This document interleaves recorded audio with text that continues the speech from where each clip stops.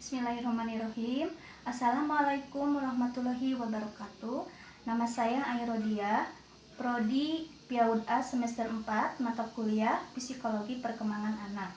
Saya akan mempresentasikan tentang faktor-faktor yang mempengaruhi perkembangan. Bab 3 yaitu faktor-faktor yang mempengaruhi perkembangan. 1. Hereditas, yaitu bawaan atau keturunan, dibagi menjadi 4. Yang pertama yaitu reproduksi atau penurunan sifat-sifat hanya berlangsung melalui sel benih. Dan yang kedua yaitu konformitas atau keseragaman, proses penurunan sifat mengikuti pola jenis generasi sebelumnya. Contohnya seperti anak akan menurunkan sifat ibunya dan bapaknya. Dan yang ketiga yaitu variasi atau kombinasi gen-gen pada setiap pembuahan akan mempunyai kemungkinan yang banyak, sehingga penurunan sifat terjadi beraneka ragam. Contohnya pada adik dan kakak memiliki karakter yang berbeda.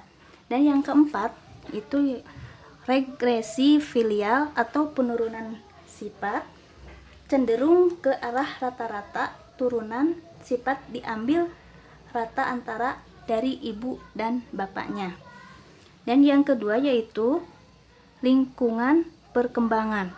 Di dalam lingkungan perkembangan itu dapat dibagi menjadi 2. Yang pertama yaitu lingkungan fisik atau sebelum lahir. Lingkungan fisik, segala sesuatu yang ada di sekitar janin sebelum lahir. Dan yang kedua adalah lingkungan sosial. Lingkungan sosial adalah perkembangan individu yang meliputi seluruh manusia yang secara potensial mempengaruhi dan dipengaruhi oleh perkembangan individu. Yang ketiga adalah faktor-faktor keluarga yang mempengaruhi perkembangan. Peran penting keluarga dari sudut pandang sosiologis. Fungsi keluarga diantaranya fungsi biologis seperti pangan, sandang, dan papan, dan pengembangan keturunan. Dan yang kedua adalah fungsi ekonomi, memiliki kewajiban utama untuk menafkahi anggota keluarganya. Dan yang ketiga yaitu fungsi pendidikan. Keluarga adalah lingkungan pendidikan pertama dan utama bagi anak seperti penanaman, pembimbingan, dan pembiasaan seperti nilai-nilai agama, budaya, dan keterampilan. Dan yang keempat adalah fungsi sosialisasi. Keluarga sebagai faktor penentu yang mempengaruhi kualitas generasi untuk mensosialisasikan nilai-nilai masyarakat.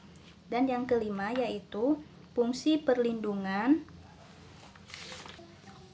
Yang kelima yaitu fungsi perlindungan sebagai perlindungan dari gangguan, ancaman, atau kondisi yang menimbulkan ketidaknyamanan.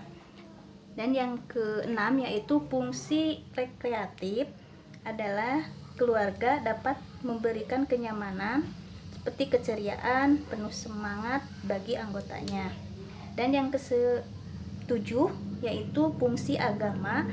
Keluarga sebagai penanam nilai-nilai agama kepada anak-anaknya agar mereka memiliki pedoman hidup yang benar. Yang selanjutnya adalah faktor-faktor keluarga yang mempengaruhi perkembangan anak. Itu dibagi 2. Yang pertama yaitu keluarga fungsional normal, seperti keluarga yang harmonis. Contohnya saling memperhatikan dan mencintai. 2.